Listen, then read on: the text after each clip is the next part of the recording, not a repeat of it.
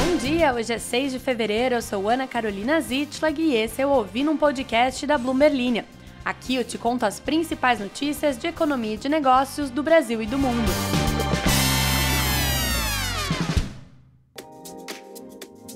Bom dia, queridas e queridos ouvintes, estamos na contagem regressiva do Carnaval, é o meu único assunto, além da performance da Miley Cyrus no Grammy. Hoje eu selecionei tanta notícia pra você, porque tem muita coisa interessante acontecendo, principalmente porque estamos no meio da temporada de balanços do Brasil. Também estamos no meio da temporada de balanços dos Estados Unidos. Tivemos várias companhias aí importantes que divulgaram seus resultados. E a gente vai falar sobre isso por aqui. Afinal de contas, estamos aí com uma campanha para você levar assuntos de economia e de mercado financeiro para o bloquinho de carnaval.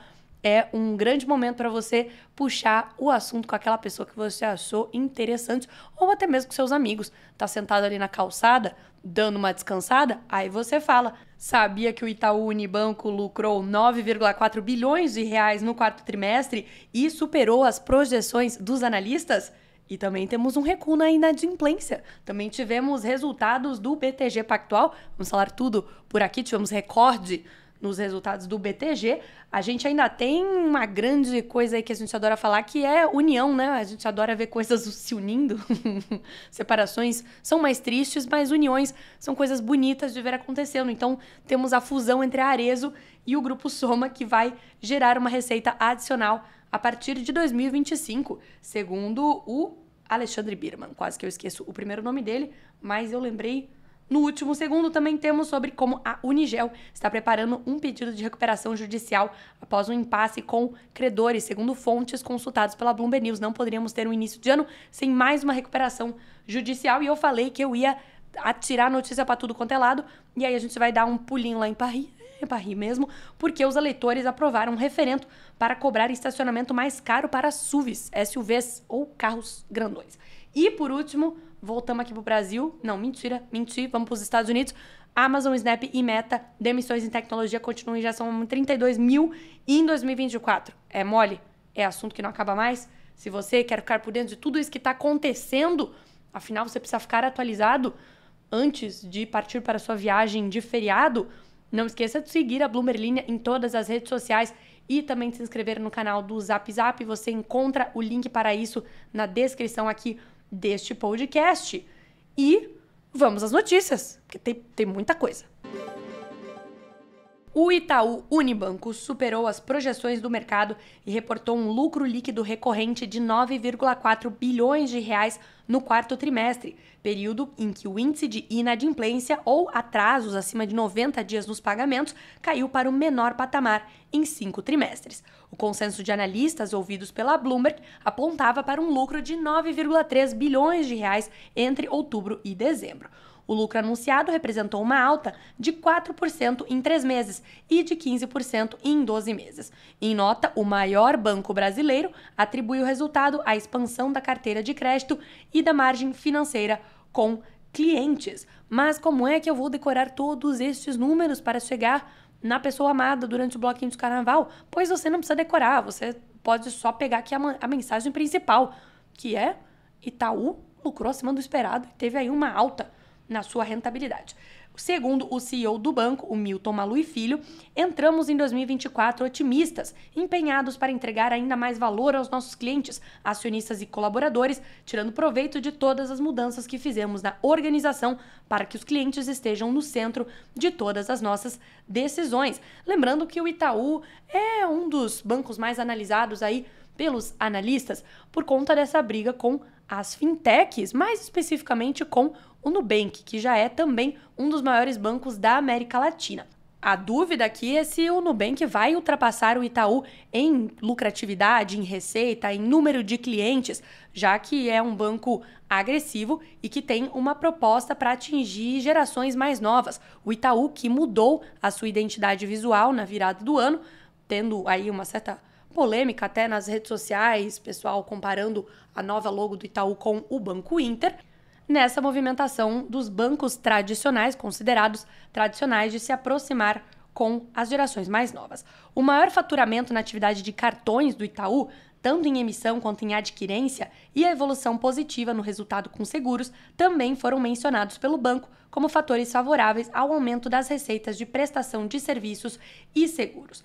E falando em banco, também vamos falar do BTG Pactual, porque com a aposta em um cenário econômico mais favorável, com a continuidade do ciclo de cortes de juros aqui no Brasil, iniciada em agosto do ano passado, o BTG espera aumentar a sua rentabilidade em 2024 com a expansão das suas linhas de negócios como Investment Banking.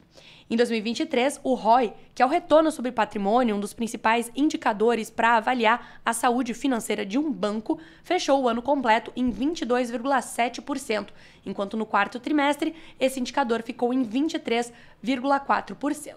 O desempenho da área de Investment Banking depende da melhoria do mercado de capitais, segundo o executivo Renato Cohen, que é CFO da instituição financeira, em uma entrevista a jornalistas na tarde desta segunda-feira. Investment Banking nada mais é do que investir no mercado financeiro. Quando temos juros muito altos, a tendência é que as pessoas migrem para opções mais seguras ou menos voláteis, como, por exemplo, investimentos em renda fixa, já que o retorno de juros é muito vantajoso quando comparado com o mercado de ações, que também tem uma rentabilidade alta, porém tem mais risco. Na renda fixa tem um pouco menos de risco, com juros altos não tem tanto sentido aí, segundo alguns analistas, se investir no mercado acionário. Agora, com o nosso ciclo de cortes aqui se aprofundando ao longo do ano, a expectativa, pelo menos do BTG Pactual, é que eles ganhem mais com o Investment Banking. Desde o final de 2021, a Bolsa Brasileira não realiza um IPO, por exemplo, que é a oferta inicial de ações das empresas, que também entra nesse pacote aí. O banco também espera mais emissões de ações e operações em M&A, que são fusões e aquisições. Segundo o Cohen, há uma série de empresas prontas para lançar oferta de ações, só que isso esbarra na falta de uma melhora do mercado para que haja demanda adequada para a venda de papéis. Hoje é para quem gosta de podcast com 18 minutos, hein? Vamos embora. A fusão, que eu gosto de pensar uma fusão sempre como um casamento entre empresas, entre a Arezzo e o Grupo Soma, vai resultar a partir de 2025 em receitas adicionais para a companhia combinada, que vai unir 34 marcas, 2.057 lojas, 1.520 franquias, 22 mil multimarcas e 22 mil funcionários. Muita gente. Para você que tem aquele crush, aquele contatinho, e agora falando isso em voz alta eu percebo que esse tem sido um tema recorrente aqui do podcast, talvez eu devesse levar isso para minha terapia. Se você tem este contatinho desde os tempos primórdios aí da sua internet, você pode se inspirar em Arezzo e Grupo Soma, que tem trocado mensagens de Zap Zap desde o ano de 2021, quando começaram aí as primeiras conversas públicas sobre uma possível fusão. Chegamos em 2024, depois de muita conversa, de se conhecerem, de conhecerem as famílias de ambos os lados e de saber que tipo e sabor de pizza cada um come, eles finalmente conseguiram fazer essa união estável. A previsão foi divulgada pelo CEO da Arezzo, que é o Alexandre Birman, e que vai comandar o novo grupo com 11,98 bilhões de reais de receita bruta anual e 1,5 bilhão de reais em EBITDA. O executivo evitou estimar um valor total consolidado para os ganhos de sinergias. Bancos como o BTG Pactual estimaram essas sinergias em 4,5 bilhões de reais, ou 35% do market cap combinado dos grupos. Sinergia no maravilhoso mundo dos M&As, que não é MM nem M&A, é a sigla em inglês para fusões e aquisições. Sinergia é basicamente o que você tira da junção de duas empresas, o que aquilo ali vai gerar em termos de rendimento, de receita e etc. É quando você casa com o seu parceiro e aí vocês, o famoso juntar os trapos. Que juntando os trapos, vocês têm 2 trapos, vocês têm menos 3 trapos. É isso que é uma sinergia. Os executivos da Arezzo e da Soma não confirmaram nem negaram esse valor aí de 4,5 bilhões de reais em sinergia.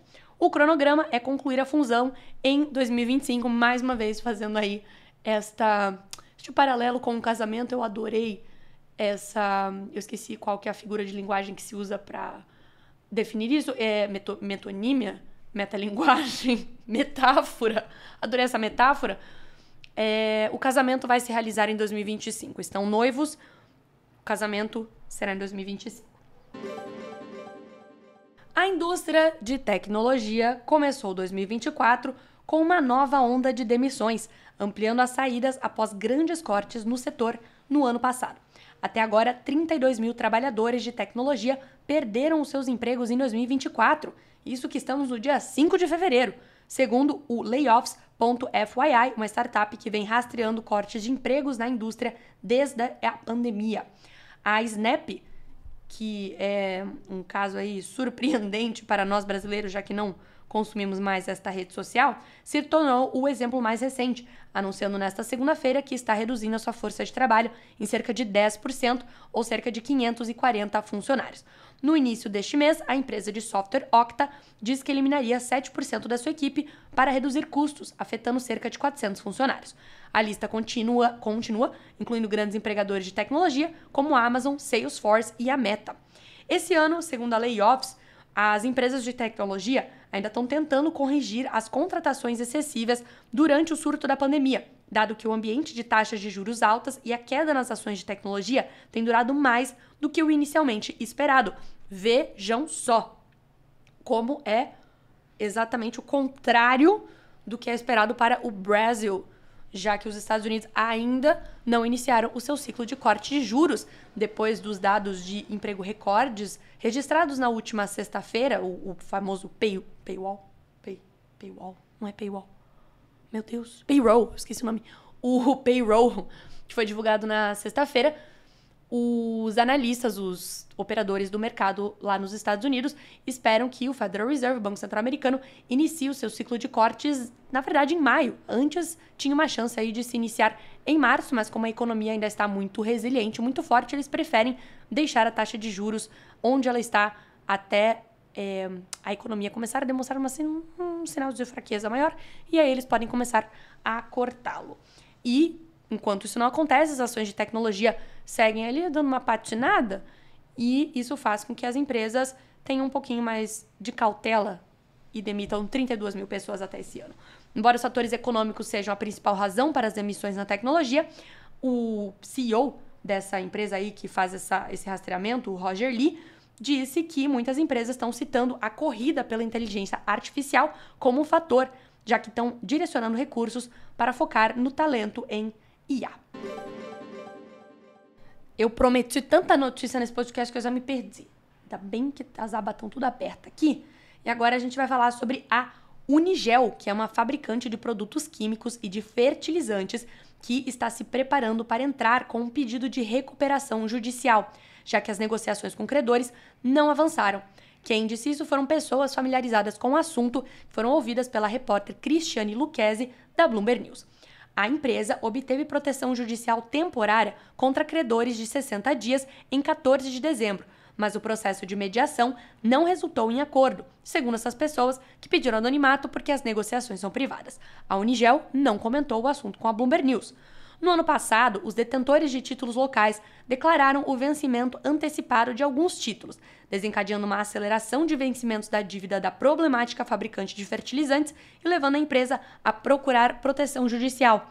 A Unigel, que também mantinha negociações separadas com detentores de títulos de dívida externa, teve sua nota de crédito rebaixada para o nível de inadimplência pela S&P Global Ratings em novembro, depois de não realizar o pagamento de juros de 23,2 milhões de dólares em títulos em dólares. Já falei isso.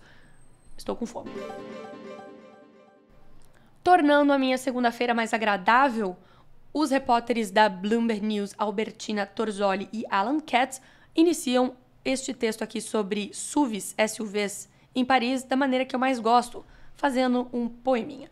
Passear por Paris no conforto de um carro grande está prestes a ficar mais caro depois que os eleitores aprovaram um referendo no domingo com taxas de estacionamento de rua que vão ser superiores a 100 euros por apenas algumas horas. Quase 55% dos que votaram aprovaram uma proposta para elevar o preço base para 18 euros por hora no centro da cidade, triplicando o custo para veículos menores. O formato do referendo foi semelhante ao realizado no ano passado, que proibiu os patinetes elétricos compartilhados. Ah, como deve ser bom morar em Paris e ter o poder de votar nesse tipo de assunto pertinente. As autoridades da cidade continuaram com a remoção, mesmo que poucas pessoas tenham comparecido para votar. A prefeita de Paris, Anne Hidalgo, tornou a capital francesa uma líder em medidas de proteção climática, urbana e antipoluição. Além de reduzir significativamente o espaço ocupado por carros, frequentemente frustrando motoristas, ela está determinada a tornar Paris uma cidade de 15 minutos, em que as pessoas consigam realizar a maioria das suas tarefas diárias a pé ou de bicicleta dentro desse tempo, mas seria o meu sonho. Eu não chego nem na esquina em 15 minutos aqui em São Paulo. A medida de estacionamento se aplicaria a veículos com peso superior a 1,6 toneladas ou 2 toneladas, se forem elétricos. Isso lá em Paris, no caso, né? Embora muitas vezes ridicularizados por seu tamanho e pelos níveis mais altos de poluição, os SUVs não perderam o seu apelo, nem mesmo na França. As vendas aumentaram 7 vezes na última década no país, apresentando cerca de 40% dos carros novos, de acordo com um relatório da WWF France. Eu acho que eu acabei. Eu acho que eu entreguei tudo que eu prometi na introdução do podcast. Vou ler alguns comentários. Eu só preciso abrir a aba, porque eu sempre deixo pra fazer isso de última hora. Só acho que a minha internet é rapidez. Só porque eu falei, ela deu uma demorada aqui. E não esqueça que você pode fazer o seu comentário, sua contribuição, sua pergunta na caixinha de comentários do Spotify. Só você ir lá, escrever o seu... sua pergunta. Eu travei aqui porque o Mário, meu Deus, Marlio. É isso? Falei certo seu nome? Me deu um trava-língua. Tá me cobrando pra movimentar meu Instagram. Agora foi um silêncio de indignação. Porque... não sei se eu quero. Fazer que nem a mocinha da... Não sei se vocês viram isso, mas... uma das social medias da Stone... da empresa de pagamentos, ela postou vídeos dela pulando carnaval na conta da Stone, né? Isso é um perigo aí pra quem trabalha com redes sociais. Quem nunca teve um medo muito grande de que isso fosse acontecer? Eu antes compartilhava das redes sociais da Bloomberg, agora, graças a Deus, eles mudaram esse protocolo, então eu não tenho mais acesso às como é que se chama? As redes sociais da Bloomberg. Eu estou procurando o Twitter da Stone. X, né? Não é Twitter. O Twitter da Stone. Achei! Eu tava tentando ver se eles tinham demitido a menina. Claro que não. Muito espertos na sua comunicação. A Stone postou um vídeo com a social media falando que ela segue empregada pela Stone. Inclusive, se você for lá no X da Stone, você vai ver o vídeo que ela postou sem querer no Instagram profissional.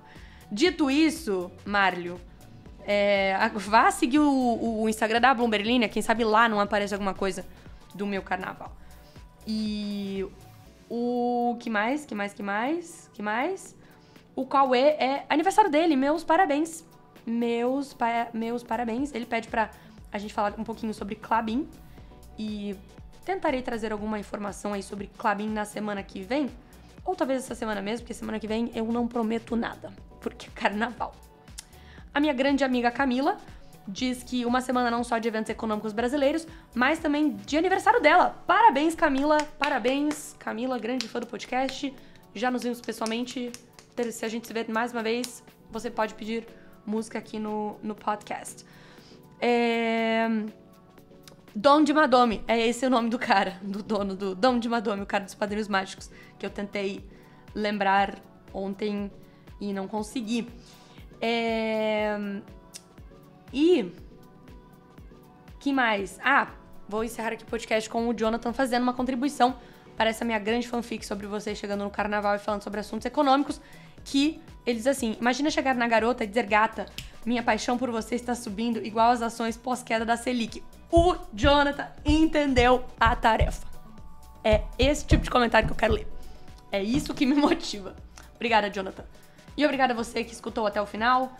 Parabéns pela sua paciência e pelos seus neurônios que agora estão mais acelerados, cheios de informação de empresas. Ficamos por aqui, né? Chega. Até amanhã.